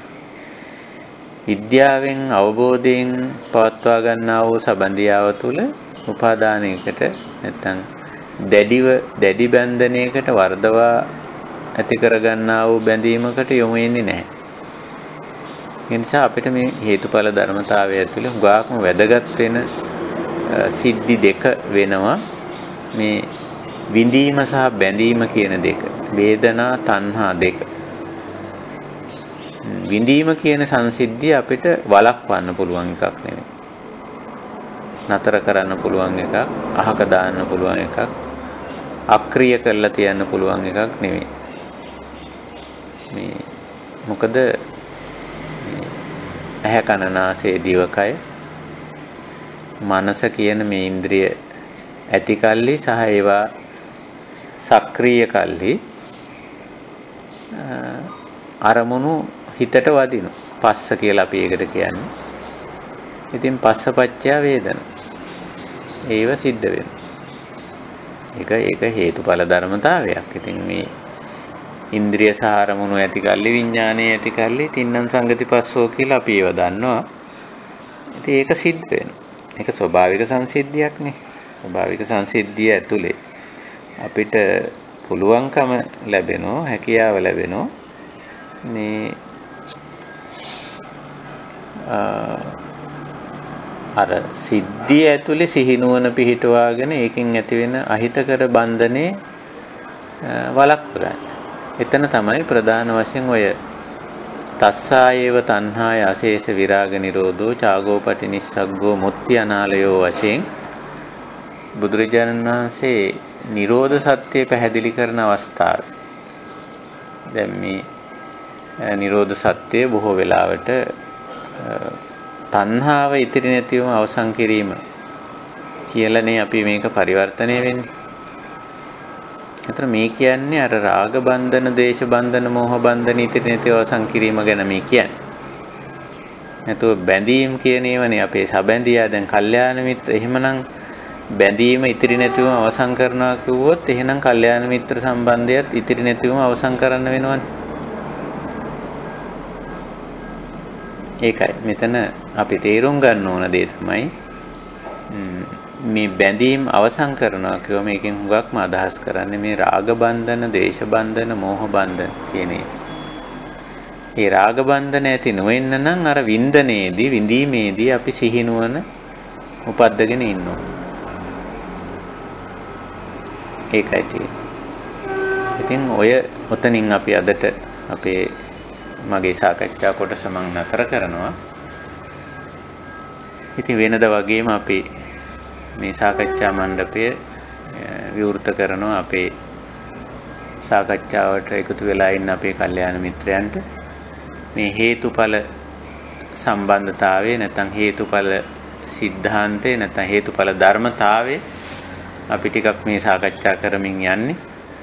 හේතුඵල ධර්මතාවයට අනුව අපේ ජීවිතයේ සංසිද්ධි වටපිටාවේ සිදුවෙන දේවල් පුද්ගල හැසිරීම රටා චර්යා රටා මේවා අවබෝධ කරගන්න පුළුවන් නම් හරිම හොඳයි. මොකද ඒවයි අපිට තියෙන මේ සංශෝධනය කරගත යුතු, පිරිසිදු කරගත යුතු, වෙනස් කරගත යුතු, සකස් කරගත යුතු අංශ තිබෙනවා.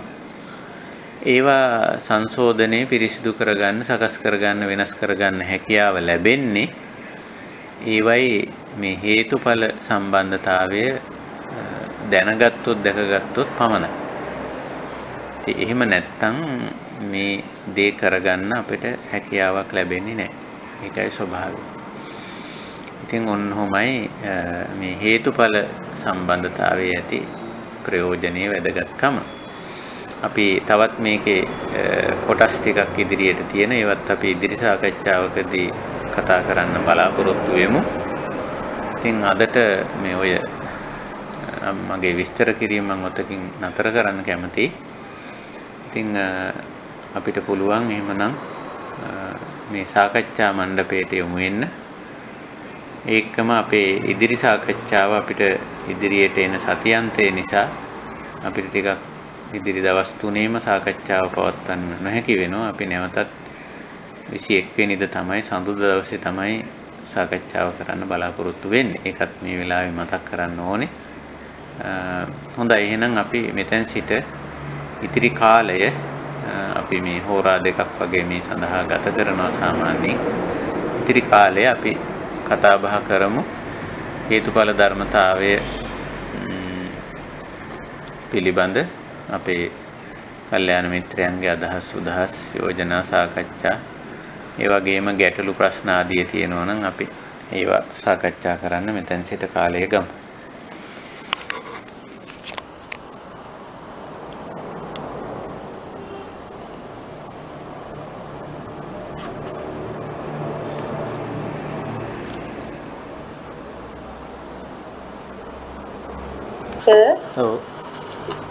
අවසරයි. වර්තමානයේ සකස් වෙන සිත සිහිනුවණින් යුතුව පරිහරණය කරනවා නම් සංකාර නිරෝධය තුලින් ලෝකෝත්තර ස්වභාවයට පත් වෙනවා නේද? වර්තමානයේ සකස් වෙන සිත අර භව කියන තැන මේ අපි කතා කරන්නේ. ඔබතුමී ඉදිරිපත් කරන්නේ වර්තමාන සිත සකස් වෙනවා. ඒ සකස් වෙන සිත සංකාර, ඒ කියන්නේ අකුසල සංස්කාරයක්, අකුසල සිතවිල්ලක් බවට පත් වෙන්නේ අවිද්‍යාව ප්‍රත්‍ය වුණොත්නේ. අවිද්‍යාව ප්‍රත්‍ය වන්නේ නැතිනම් එය කුසල සංස්කාරයක්, කුසලමය සිතවිල්ලක් වෙනවනේ. එතකොට ඒක අකුසල සහගත ක්‍රියාවකට, වචනයකට, තවදුරටත් අකුසල සහගත සිතවිල්ලකට දායකත්වයේ සපයන්නේ නැහැ. එතකොට ඒකයි අර සංඛාර නිරෝධ කියන එතන අදහස් කරන්නේ අවිද්‍යාවයත්තේ වාසේස විරාග නිරෝධෝ සංඛාර නිරෝධා කියව එක. එතකොට අර සිතවිල්ලක් තියෙනවා එතන. සිතවිල්ලක් නැතුව නෙවෙයි. නමුත් ඒ සිතවිල්ල අකුසල සහගත වෙලා නැහැ. අකුසල තත්වයටපත් වෙලා නැහැ. එතකොට එතනම අපි කියන මේ ඔබතුමී ඉදිරිපත් කර විදිහට මේ එතන නිවීම, ඒ සැනසීම එතන තියෙනවා. මොකද සිතවිල්ල තමයි අපේ සාමාන්‍යයෙන් සංස්කාරවල ආරම්භයේ හැටියට සලකන්නේ. චිත්ත සංකාරය. සිතවිල්ල සකස් වීම. එතනින් පස්සේ තමයි ඒක කියන්න හිතෙන්නේ. කියන්න හිතෙන ගතිය තමයි වචී සංකාරය කියන්නේ. ඊට පස්සේ කරන්න හිතෙන ගතිය කාය සංකාරය කියලා කියනවා. එතකොට මේ කියන්න හිතෙන්නේ, කරන්න හිතෙන්නේ දෙවනුව. ඊට පස්සේ කරන්නේ සහ කියන්නේ ඊටත් පසුව. නමුත් මුල්ම අවස්ථාවේ අපි සිහිනුවණින් පසු වෙනවා නම් අපිට මේ සංස්කාරයක් ඇති වෙන්නේ මේ යම් දෙයක් දැක්කම, ඇහුවම, වින්දම තේරුණාමනේ. යම් සිතවිල්ලක් පහළ වෙන්නේ. එතකොට දකින අහන විඳින වටහා ගන්නා මොහොතේ අපි සිහිනුවණින් යුක්ත නම් ඒ සංස්කාරයේ අකුසල සංස්කාරයක් වෙන්නේ නැහැ.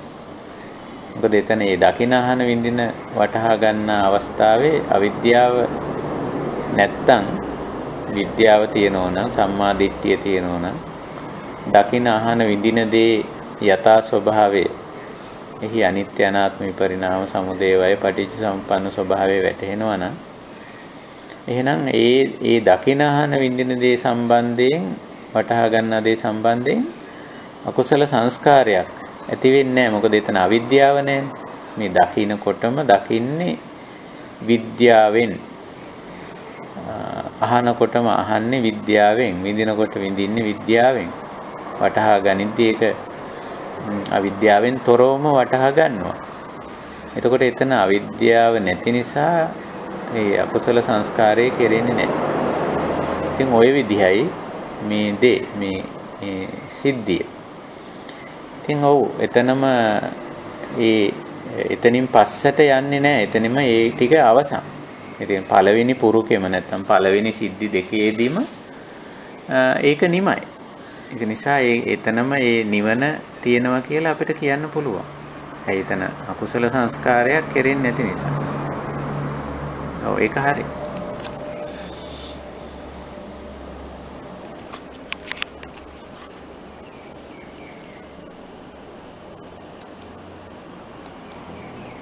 අවසරයි ස්වාමීන් වහන්සේ. ඔව්. දැන් අපි බණක් අහනකොට ඒක ඒ සමහර බණවල අපිට නැවත නැවත අහන්න හිතෙනවා.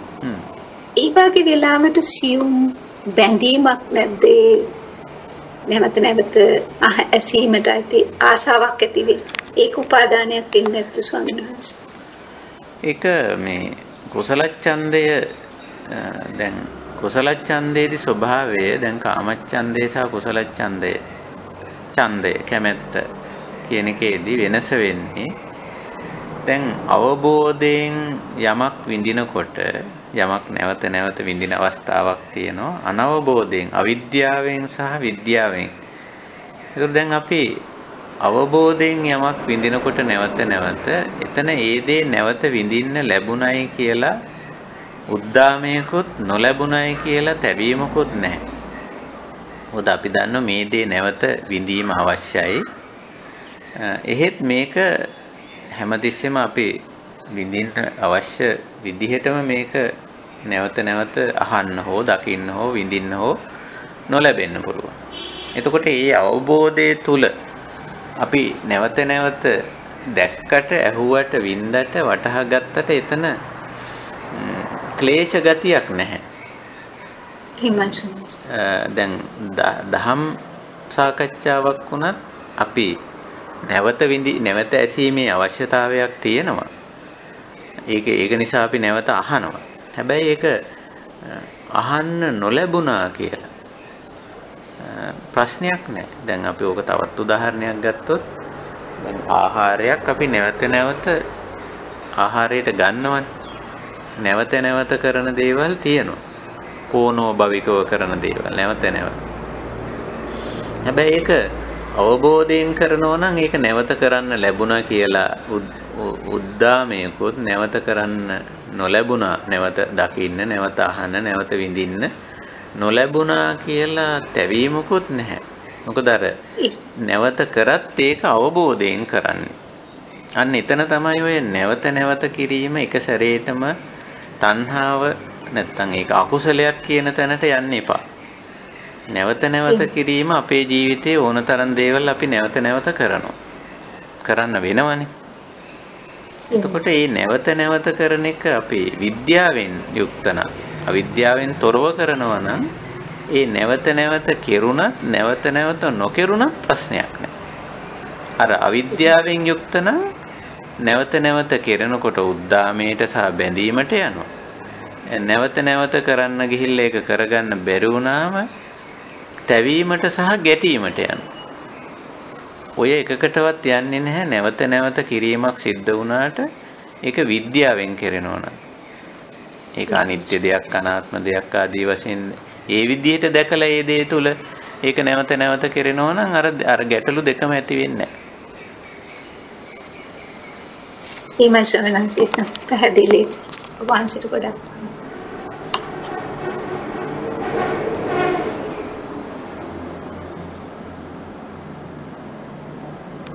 මේ අද කතා කරල දේවල් අපි පොඩ්ඩක් සාරාංශ කරලා අපි දහම් හමුව නිමා කරමු. අපි දැනට අවධානය යොමු කරන්නේ මේ හේතුඵල ධර්මතාවයට. ඊටාම වැදගත් දෙයක් අපි හේතුඵල ධර්මතාවය මෙතෙන්දී විශේෂ කාරණයක් මතක් කරන්න ඕන. මේ හේතු සාමාන්‍යයෙන් අපි මිනිස්සු හේතු හොයනවා හැම දෙයකම. ඒ හේතු හොයන්නෙම අරමුණු දෙකකින්. එකක් තමයි සමහර දේවල් අපට වැඩි කරගන්න අවශ්‍යයි. සමහර දේවල් අඩු කරගන්න අවශ්‍යයි. එතකොට මේ දෙකටම අපිට හේතුව හොයා ගන්න ඕන. ඉතින් ඒක නිසා අපි හේතු හොයනවා. හැබැයි මෙතෙන්දි විශේෂ දෙයක් තියෙනවා බුදුදහමේ පෙන්නන මේ හේතු හැම හේතුවක්ම අනිත්‍යයි අනාත්මයි.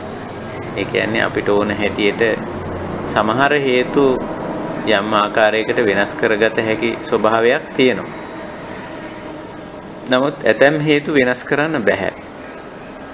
මෙන්න මේ කාරණේ පොඩ්ඩක් මානසිකාර කරලා හොඳට භාවනා කමටහනක් හැටියට අරගෙන මේ හේතුඵල સિદ્ધාන්තය පිළිබඳ අපි මේ කතා කරන සාකච්ඡා මාලාව තුළදී එහෙම විමසලා බලන්න කියලා මම අපේ කල්යාණ මිත්‍රයන්ගෙන් ඉල්ලා සිටින්න කැමතියි. අපි හුඟක්ම හේතු හොයන්නෙම ඒ හේතුව අපිට අවශ්‍ය පරිදි වෙනස් කරගන්නට. හේතුව හොඳ නම්, ඵලය හොඳ නම් ඒ හේතුව අපි කරන්නේ වැඩි කරගන්න. එතකොට ඵලය වැඩි වෙන බව අපි දන්නවා. ඵලය නරක නම් අපි උත්සාහ කරන්නේ හේතුව වෙනස් කරගන්න. එතකොට ඵලය වෙනස් වෙන බව, ඵලය නතර වෙන බව. ඉමස්ස නිරෝධය දැන් නිරුද්ධති. මේක නතර වෙනකොට මේකත් නතර වෙනවා. ඒක නිසා මේ ඵලය අයහපත් අහිතකරයි. ඒක නිසා අපි මේකේ හේතුව අයින් කරලා ඵලය අයින් කරගමු කියන තැන. ඉතින් ඕකත් ස්වභාවික දෙයක්. අපිට සමහර දේවල් වැඩි කරගන්න අවශ්‍යයි, දියුණු කරගන්න අවශ්‍යයි. සමහර දේවල් නතර කරගන්න, වෙනස් කරගන්න අවශ්‍යයි. ඉතින් ඒ අවශ්‍යතාවයේ සලකා තමයි අපි හුඟක් වෙලාවට සාමාන්‍ය ජීවිතය තුළ ඇති කරගන්නේ මේ හේතු සොයන ගතිය, හේතු විමසන ගතිය ඇති වෙන්නේ. ඉතින් හැබැයි අපේ හේතු මේ පිළිබඳ නිත්‍ය සංඥාවක් ඇති කරගන්න හොඳ නැහැ. එකක් තමයි හැම හේතුවක්ම අපිට අනාවරණය කරගන්නම පුළුවන් කමක් නැහැ. මේකේ හේතුව මෙන්න මේකමයි කියලා ඵලය අපි ළඟ තිබුණත් ඒකේ හේතුව හරියටම අනාවරණය කරන්න බැරි වෙන්න පුළුවන්. දැන් උදාහරණයක් ගත්තොත් තවමත් කොරෝනා වල හේතුව අනාවරණය කරගෙන නැහැ. අපිට අවශ්‍ය වෙලා තියෙන කොරෝනා වෛරස් එක වෙනස් කරගන්න, ඒක නතර කරගන්න අවශ්‍ය වෙලා තියෙනෝනේ මුළු මානව සංහතියේටම. ඉතින් තවමත් අපි ඒකේ හේතු හොයනවා. සමහර ඒ ඵලය අපි ළඟ තිබ්බත් හේතුව අපිට අනාවරණය කරන්න බැරි අවස්ථා තියෙන. එතකොට තමයි අපි උපේක්ෂා වෙන්නේ ගැන. ඊළඟට අපි හේතු අනාවරණය කරගත්තත් සමහර වෙලාවට හේතුව වෙනස් කරන්න බැරි අවස්ථා තියෙනවා. එතකොටත් අපි උපේක්ෂා වෙලා අපේ චර්යාව වෙනස් කර ගැනීමෙන් අපි මේ ඵලයත් එක්ක කටයුතු කරන්නේ, මේ ඵලයත් එක්ක ජීවත් වෙන්න අපි හුරු පුරුද්දක් ඇති කරගන්නවා. දැන් උදාහරණයක් හැටියට අපි ගමු මානවචර්යා. සමහර මානවචර්යාවන් අහිත කරයි. අපිත් සමග ජීවත් වෙන අය බලන්න සමහර අයගේ හැසිරීම් රටා අහිත කරයි. ඉතින් මේ අහිතකර හැසිරීම් රටා වල හේතුව අපි දන්නවා.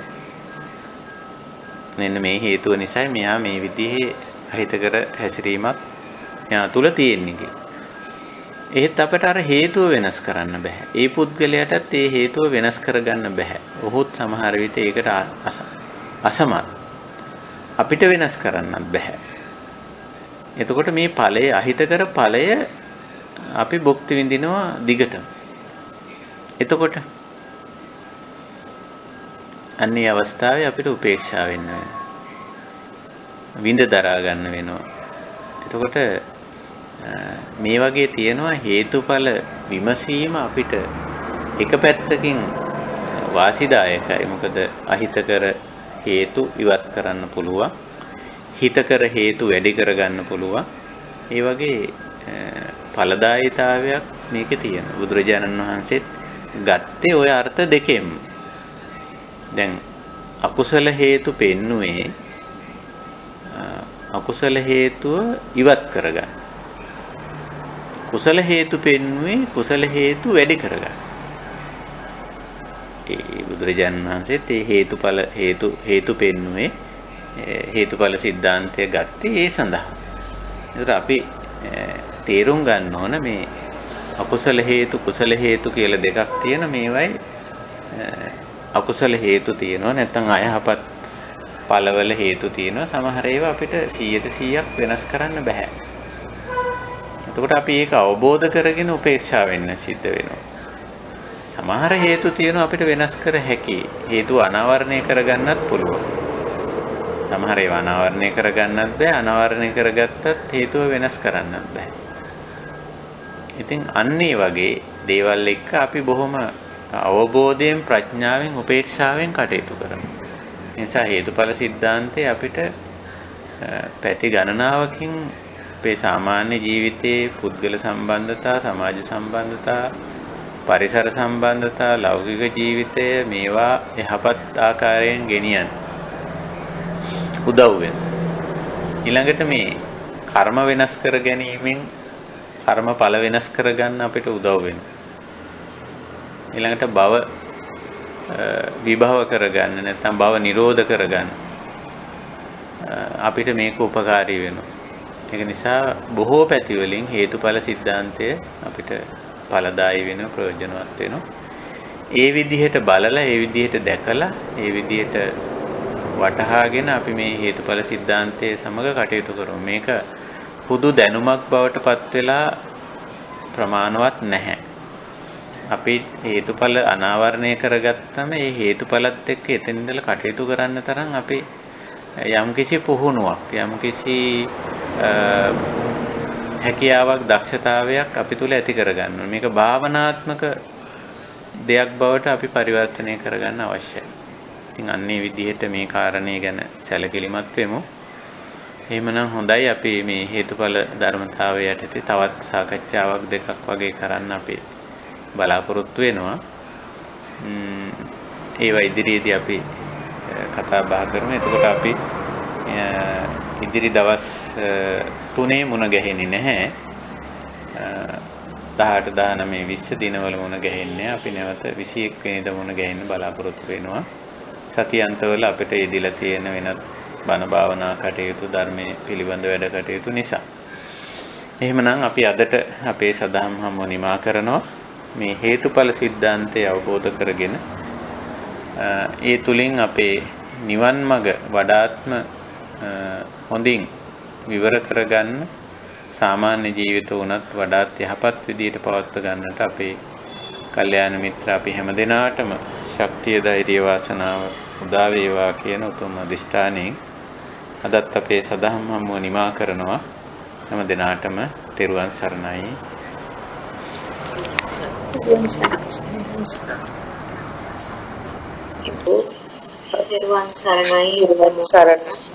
සරණයි. හැම දිනාටම සුවපත් වේවා.